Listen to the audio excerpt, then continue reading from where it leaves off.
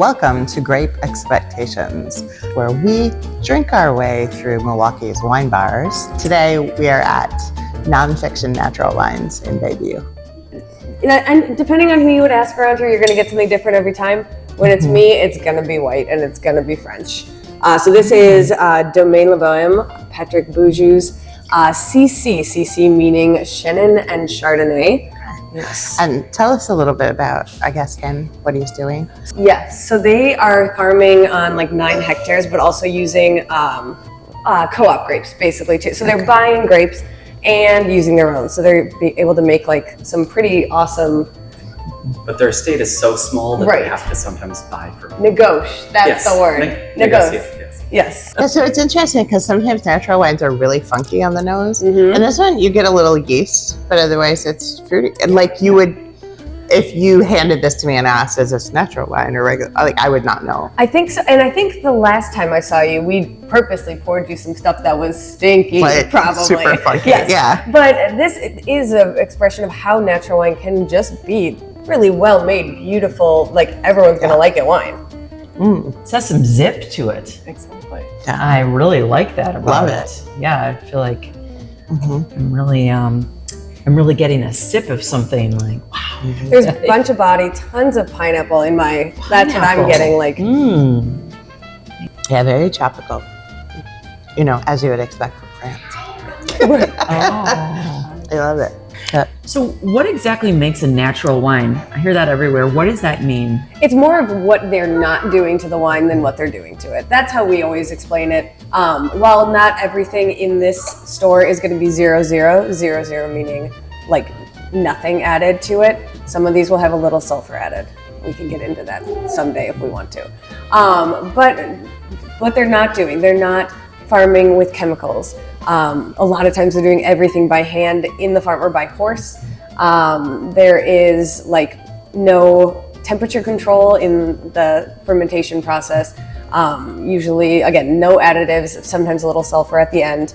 But just basically kind of letting the grapes do They're with not it. adding sugar. Or they're Not adding any of that. And like what you said about the bottle variation year to year, it's going to be a lot more noticeable in natural wine than your grocery store wine because they can manipulate so it always tastes the same.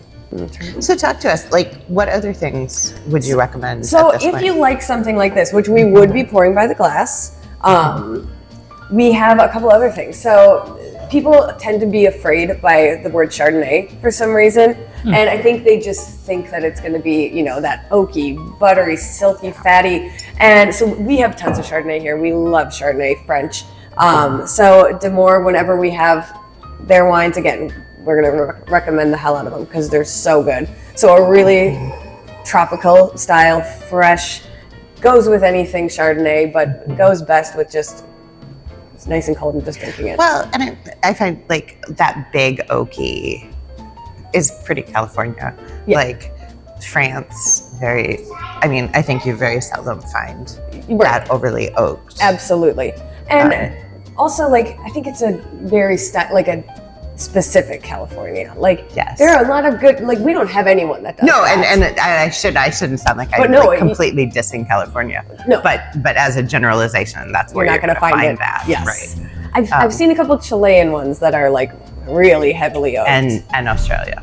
Yeah. Oh, yeah. So then we also, this is the one I was talking about. We met the winemaker of this. So a Chenin Blanc. So this is Chenin and Chard. This is Chard. This is Chenin. French wine all across the board, but it's a lot more classic leaning than this, which was so like electric and punchy. This one's going to be softer, drier, but maybe more standard to bring to your family who, you know, I drink Sauv Blanc and that's all I drink. They would love this. But you would love it too because it's really good. And then of course you can't come to nonfiction without orange wine. So Patrick Bouju also doing an orange.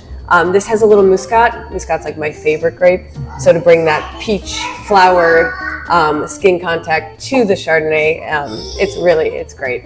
What did you say? What kind is that? This is orange. Orange. Yes. So orange wine is white wine that they make in the same style as red wine.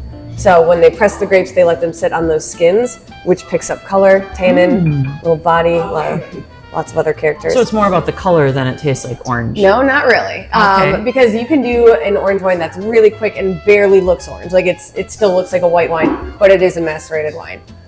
So it does add a lot to the wine without just the color.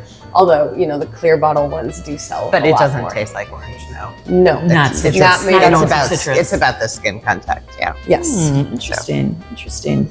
I appreciate having this conversation in the wintertime because I think I'm more likely to think about white wine as a summer drink or something I would buy in the summer.